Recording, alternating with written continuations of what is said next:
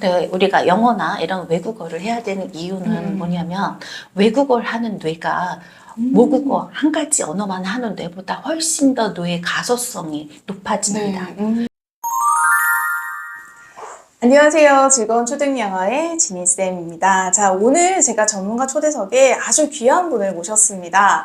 네, 조이스 박 선생님이시라고요. 네, 안녕하세요. 안녕하세요. 반갑습니다. 네, 오늘 사실 되게 중요한 이야기 제가 좀 들으려고 선생님 모셨는데요. 선생님 간단하게 자기소개 좀 부탁드리겠습니다.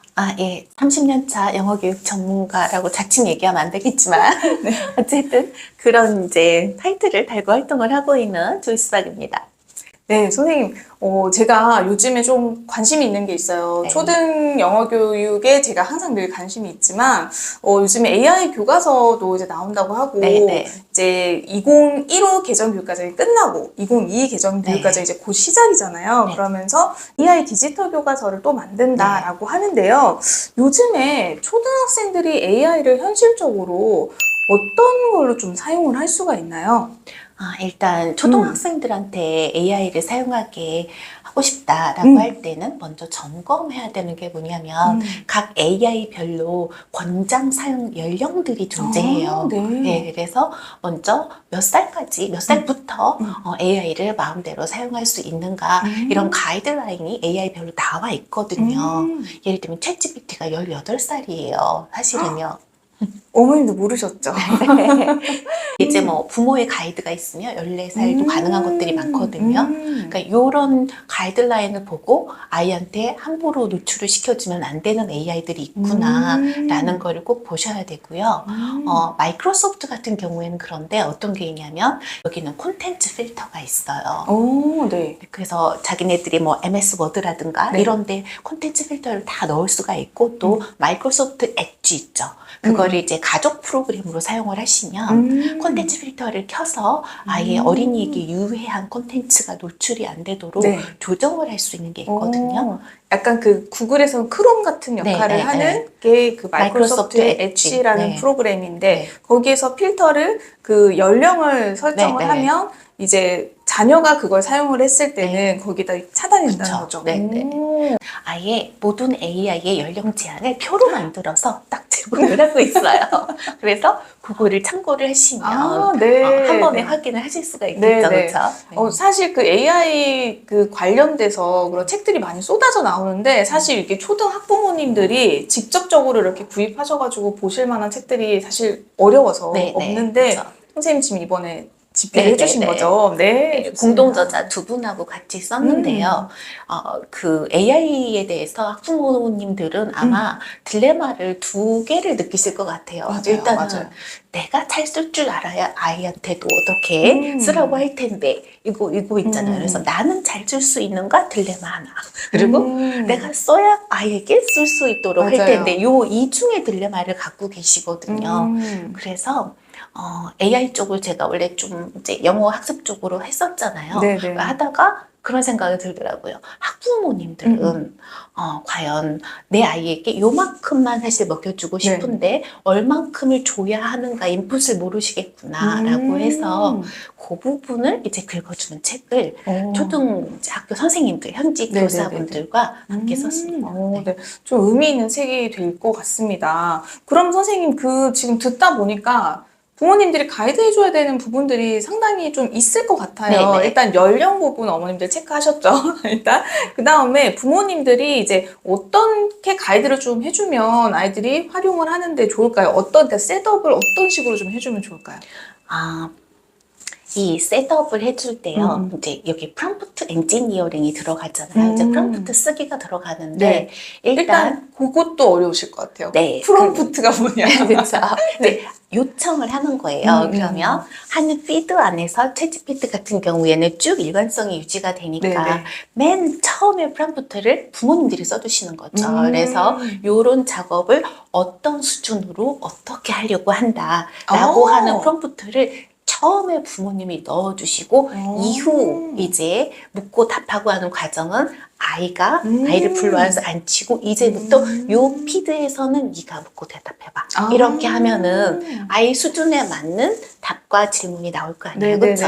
이런 식으로 사용을 하시면 좋을 것 같고요. 뭐 구체적으로 일단 그게 프롬프트라는 게 우리가 네. 질문을 넣는 거잖아요. 네, 그래서 네. 창에다가 그럴 때 무슨 지금 몇 살의 아이가 어떤 내용의 학습을 할 것인지를 먼저 챗GPT한테 알려주는 네, 거네요. 그쵸. 부모님이. 네, 그래서 그렇게 세팅을 한 다음에 아이가 자리에 앉아서 그 다음부터는 자유롭게 질문을 그쵸, 하되 그쵸. 이 아이가 몇 살인 거를 챗GPT가 인지를 하고 대답을 해준다는 거죠. 그쵸. 오, 네, 어머님도 이렇게 활용하시면 돼요. 또요? 그쵸. 네. 그렇게 하고 이제 그거를 예를 들어놔서 한 번씩 써보시면 돼요. 아마 수학 문제 풀 때는 이렇게 해보고 과학 문제 풀 때는 이렇게 네. 해보고 이런 활용법들을 그러니까 과목별로 그렇죠. 그리고 뭐 글쓰기나 독서 같은 거 할 땐 어떻게 할지 그런 것들을 이렇게 이용하시면 된다. 예를 들면 글쓰기는 그런 딜레마가 있을 거예요. 아니, AI가 대신 다 써주면 되지 않나요? 이런 거 있잖아요. 그렇죠? 네. 근데 이제 보통 이제 글쓰기를 생각을 하시면 어떤 생각을 하시냐면 얘가 대신 모든 것을 써주기 그리고 또는 내가 모든 것을 다 쓰기 이것만 생각을 하시는데 학습을 위해서 글을 쓰게 한다라고 할 때는 글 쓰는 과정을 만들어 주는 게 사실은 학습이에요. 그렇죠? 네. 그래서 이 글을 써보면서 아이가 얼만큼 사고력이 늘어날까 그렇죠? 이 문제에 대해서 생각을 하면서 요거를 과정으로 만들어주는 방법이 있거든요. 그래서 그냥 쓰는 게 아니라 예를 들면 챗GPT의 역할은 철저하게 도우미로 쓸 수가 있어요. 즉 도우미와 감수 요 역할은 되게 잘하잖아요. 도우미 이런 거 시키는 거예요. 아이들이 처음에 그냥 뭐에 대해서 써봐 하면은 막막하잖아요. 그쵸. 어른들도 막막하잖아요. 이런 거 못 쓰거든요. 그러면 요 주제에 대해서 내가 글을 쓰려고 하는데 요 글을 여는 문장, 첫 문장 5개만 써줘. 그럼 얘가 첫 문장만 5개를 줄 거예요. 그럼 5개 중에 딱 보니까 이제 아이디어가 떠오르는데 세 번째 거를 읽으니까 그러면 세 번째 거를 첫 문장으로 해서 이어쓰기를 시키는 거예요. 그러면 그런 질문 가이드를 좀 부모님이나 선생님이나 해줄 수 있을까요? 예를 들면 아이들이 뭐 해리포터를 읽었다고 쳐요. 그러면 챗GPT가 잘하는 게 뭐냐면 기존에 이제 유명한 텍스트는 다 정보가 들어가 있잖아요. 그러면 예를 들면 허마이오니를 주인공으로 해서 한번 해리포터에게 편지를 써봐. 그러면은 이게 뭐냐면 시점을 바꾼 거거든요. 그죠? 3인칭 시점에서 1인칭 시점으로 글이 바뀌어요. 그렇죠? 그럼 아이가 그걸 되게 재밌게 볼 거예요. 해리포터를 좋아하는 아이는. 그러면 허마이오니의 관점에서는 이 이야기가 이렇겠구나 라고 공감 능력하고 이해력이 올라가잖아요. 그렇죠. 그리고 아이한테는 자 그러면 허마이오니가 쓴 편지를 읽었지? 그럼 너는 론 위즐리 입장에서 한번 해리포터한테 편지를 써볼래? 이렇게 하면 아이가 뭐가 있냐면 일단 허마이오니가 쓴 건 이건 모델 라이팅이라고 해요. 그러니까 이 예시를 읽었어요. 그럼 예시 안에 글을 쓰는 형식과 글에 필요한 어휘들이 들어가 있어요. 그렇죠? 같은 사건에 대해서 썼으니까. 그럼 론 입장에서 써보라고 하면 이미 배경 지식과 어휘는 있는 상태에서 론의 입장은 이렇겠구나라고 상상을 해보고 쓰는 거잖아요. 이게 도움을 주는 글쓰기예요.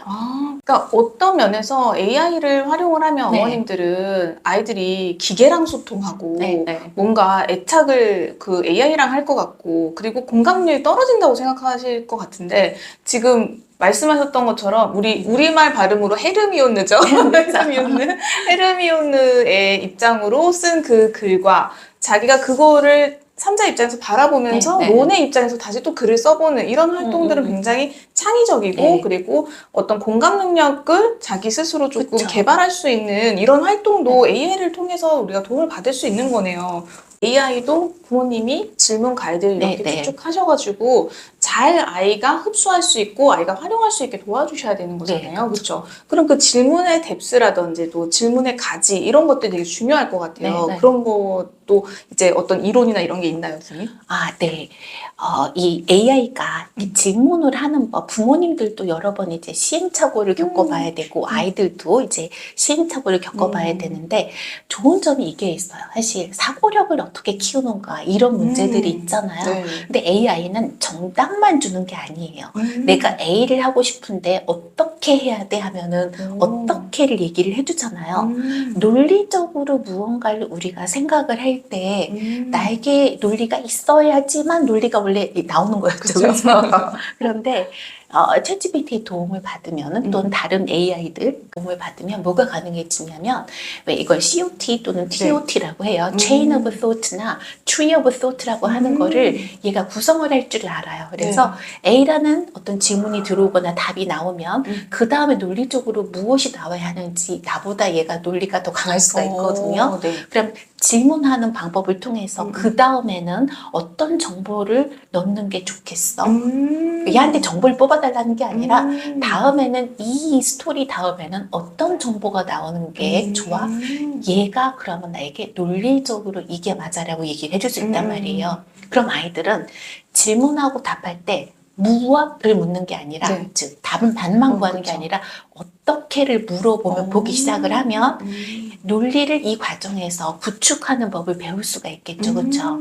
그러니까 아이들은 1을 넣으면 뭔가 답이 나오기를 원하는데 그렇게 활용하는 게 아니라는 가이드를 부모님들이 좀 해주셔야 되네요. 그리고 어떤 사고의 과정을 AI가 어떤 사고의 과정을 거치는지를 이렇게 지켜오면서 인간이 오히려 그걸 습득할 수도 있겠네요. 그렇죠? AI만 학습을 하는 게 아니네요. 그래서 그런 식의 관계를 통해서 부모님이 아이한테 이 AI의 올바른 학습법을 좀 알려줄 수 있겠네요. 그럼 AI가 정말 여러모로 장점이 많은데요. 선생님 원래 영어 교육 전문가시잖아요. 그래서 제가 영어도 좀 궁금한데 AI가 나오면 영어 공부 이제 안 해도 되는 거 아니에요? 이런 얘기도 많이 하시고 그럼 AI를 활용해서 어떤 영어 학습을 할 수 있나요? 이런 질문도 많이 하시거든요. 그거에 대한 좀 대답을 부탁드립니다. 일단 영어 학습은 해야 되고요. 일단 꼭 영어할 필요는 없습니다. 근데 저는 외국어 학습은 해야 한다고 생각을 해요. 근데 우리가 영어나 이런 외국어를 해야 되는 이유는 뭐냐면 외국어를 하는 뇌가 모국어 한 가지 언어만 하는 뇌보다 훨씬 더 뇌의 가소성이 높아집니다. 뇌의 가소성이라고 하는 게 플라스티시티라고 하는데 이게 높아지면 창의력이 높아져요, 사실은요. 그래서 우리는 그걸 위해서 외국어를 배우고 영어를 하는 건데 외국어 중에서 가장 이제 넓게 쓰이고 나에게 세계로 나가는 문을 활짝 열어주는 외국어가 영어라서 사실은 영어를 권하는 거지 이게 반드시 영어여야 할 필요는 없습니다. 그러나 외국어를 하는 뇌를 가지고 살아가는 건 앞으로 코스모폴리탄으로 전 세계에서 활동하면서 사는 데에는 개방되어 있는 오픈 마인드가 굉장히 중요하잖아요. 그럼 외국어를 하는 사람의 뇌는 이미 언어와 문화를 넘나 들어봤기 때문에 낯선 사람들과 더 잘 어울릴 수 있는 기반을 만들어 주거든요. 그래서 필요한 거지 영어를 잘해서 시험을 잘 보고 전문직이 되기 위해서 이게 1차적인 목표는 아니라는 거죠. 그래서 공부를 왜 하고 학습을 왜 하느냐의 어떤 근본적인 이야기인 거지 이게 어떤 영어의 단순한 과목으로 치부하면 안 된다라는 말씀이신 것 같아요. 그러면 AI를 활용해서 우리가 그러면 좀 더 잘 배울 수 있는 방법이 뭐가 있을까요? 일단 외국어로 영어를 배우니까 인풋이 부족하잖아요. 그러면 이 부족한 인풋들을 AI가 채워줄 수 있는 거. 리딩 자료 같은 게 만약에 있다 그러면은 사실 영어 교육을 전공한 사람들은 무슨 생각을 하냐면 이 리딩 자료는 이 사람에게 맞는 레벨인가? 맞아요. 그쵸. 어머님들도 부모님들도 이 고민을 하셔야 됩니다. 그런데 AI를 잘 설정을 하면 얘 수준에 맞는 리딩 지문들을 뽑을 수가 있어요. 그렇죠? 기본 디폴트로 설정되어 있는 언어가 어린이용이 아니에요. 그렇죠? 성인들도 비기너용이 아니에요. 그러면 요 피드 안에서는 레벨을 낮추라고 얘기를 할 수가 있어요. 영어 레벨을 지정해주는 용어들이 있어요. 그래서 어느 레벨에 메트로 이런 식으로 처음에 피드에 넣어주면 그거를 부모가 세팅을 해주고 아이가 들어가면 아이가 능히 이제 감당할 수 있는 수준이 될 거 아니에요, 그렇죠? 그 보통 그 AR이나 렉사일 지수를 말씀하시는 거예요? 렉사일은 리딩용이고 이제 그 공통 유럽 기준. 공통 유럽 예, 기준으로 그 네. CER. 그죠. 그거 그거 이제 A1, A2 해가지고 이제 스피킹은 특히 그걸로 하셔야 되고 그렇게 맞춰놓고 네. 이제 아이랑 같이 말하게 만들고 네. 그 설정을 해주시는 게 되게 중요하네요. 그것도 있고 AI는 이런 것도 있어요. 이제 화형론을 그러니까 화형론이 사람이 말을 하는 그쵸? 이런 네. 그 뭐랄까요. 역학을 그 연구하는 언어학 분야인데 여기에 대한 지식이 없어서 사회적으로 되게 무례할 수 있어요. 네네네. 특히 텀 테이킹을 잘 몰라요. 말이 끝났다 하면 또 끝나기 전에 치고 들어오면 안 되잖아요. 네네, 그쵸. 영어는 이게 더 민감하거든요, 한국어보다. 그래서 이걸 지정을 해줘야 돼요. 말 다 끝나기 전에는 대답하지 마. 그리고 네가 대답을 할 때 혼자서 10줄 떠들기도 하거든요, 챗GPT는. 근데 아니죠. 특히 애들은 이거 안 그쵸. 되잖아요. 네네네. 그래서 두세 문장 이상으로 대답하지 마. 이런 거를 프롬프트에 처음에 써주셔야 돼요. 그리고 그거 우리말로 썼을 때도 잘 알아듣나요? 네네. 그러면 한국어로 어머님들 설정해 주시면 될 것 같아요. 그리고 또 그런 거에 대한 가이드가 선생님 집필하신 네네. 책에도 좀 네네. 나와 있는 거죠. 네. 실제로 좀 활용을 해보셔야 되는데 어머님들이 모르시는 상태에서는 네네. 무슨 얘기인가 하실 거예요. 그런데 어머님들 꼭 보셔야 되는 이유는요. 사실 이제 AI 디지털 교과서가 공교육에 도입이 됩니다. 그래서 이번에는 어쩌면 조금 버벅거리는 버전으로 들어올지라도 아마 굉장히 빠른 속도로 개발이 될 거예요. 그래서 알고 계시는 것이 좋고요. 그리고 이제 제가 이번에 집필하신 책을 저는 이제 미리 좀 봤거든요. 그런데 내용이 굉장히 많더라고요. 네, 그리고 맞습니다. 사실 저도 모르는 내용도 되게 많았고 그래서 저는 여러 번 볼 생각이거든요. 네, 네. 그래서 어머님들이 이제 이 책을 만약에 여러 번 보신다 또 이제 처음에 봤을 때 너무 어렵다 이렇게 네. 좀 하실 수 있을 것 같아요. 그래서 이렇게 쉽게 썼어요. 네. 네, 맞아요. 쉽게 썼는데 정보량이 많다는 뜻이에요. 네. 네, 그러니까 이해하시는 거는 쉽게 이해하실 수 있는데 정보량이 꽤 많거든요. 그래서 저는 여러 번 볼 생각인데 혹시 초등학부모님들이 그 책을 보신다라고 했을 때 해주실 말씀이 있으시면. 저는 공교육 교과 과정 잘 돼 있다고 생각을 하거든요. 그리고 교과서도 굉장히 좋습니다. 그래서 다만 어떻게 활용하는가의 문제인 것 같아요. 네, 맞아요. 교과서를 기반으로 해서 아이들의 지식과 아이들의 사고를 확장하는 방향으로 가시는 게 가장 사실은 좋은 방법이라고 믿습니다. 그래서 이 책은 이제 교과별로 그렇죠? 그것도 우리나라 그 교과 과정에 나와 있는 기준별로 여러 가지 이제 조언들이 들어가 있어요. 그리고 뭐 수학이나 과학 뭐 이런 거는 어떻게 AI를 이용해서 아이 학습을 도와줄 수 있는지 또는 사회나 사실은 뭐 이제 생물 뭐 여러 가지 그러니까 과학 이런 여러 가지 분야가 있잖아요. 네네. 거기서 정보를 구하는 방법 그냥 모든 것을 아이가 알 수는 없고 부모가 모든 것을 답해줄 수는 없잖아요. 특히 수학 같은 경우에는 한 3, 4학년 되면 부모들이 더 이상 아이 수학 문제를 풀어줄 수 없는 네. 이런 지경에 이르렀을 때 맞아요. AI한테요 역할을 부여를 해서 그러니까 몇 살 아이, 몇 학년 아이한테 수학 문제를 설명해 준다고 생각을 하고 풀이를 해줘. 이렇게 하면은 풀이를 할 때 구어체로 A는 B니까 그래서 C가 나오는 거지. 요거까지 해줄 수 있어요. 이건 애들한테 보여주시면 안 되는 거고요. 부모님들이 먼저 이렇게 쓰셔야 하는 거예요. 그렇죠? 그럼 그런 과정으로 AI를 사용을 하시면 아이 교육을 위해서 내가 알차게 사용을 하는 거잖아요. 뿐만이 아니라 또 뭐도 있냐면 아이들과 같이 게임이나 놀이처럼 이용을 할 수도 있어요. 뭐 내가 영어 단어를 하나 새로 배웠다? 그러면 A한테 가서 저는 그런 거 많이 해보거든요. 이 단어를 한번 그림으로 그려봐. 이렇게 하면은 그 단어를 이미지를 딱 뽑아주는데 때로는 엉망으로 그려주기도 해요. 네네네. 근데 그것도 재밌거든요. 뭐가 틀렸는지 보는 거. 그래서 구글 이미지 검색한 거랑 비교를 해보면서 얘가 AI가 멍청해서 어떤 면으로 멍청한 거죠. 이거를 잘못 알아들었다.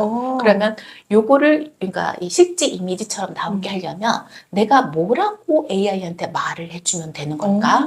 네. 그쵸? 그러면 사실 내가 말하는 방법이 계속 그렇죠. 그 개선이 되는 거잖아요. 네네네. 이래서 굉장히 좋다고 생각을 하고요. 더 좋은 건 전 이거라고 생각을 해요.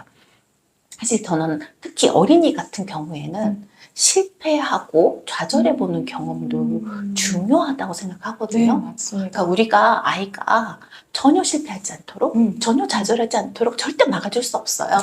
네. 중요한 건 감당할 수 있을 만큼만 실패하게 해줘야 돼요. 그렇죠. 네. 너무 크게 실패하거나 좌절하면, 그렇죠. 근데 AI가 가장 좋은 점은 뭐냐면요.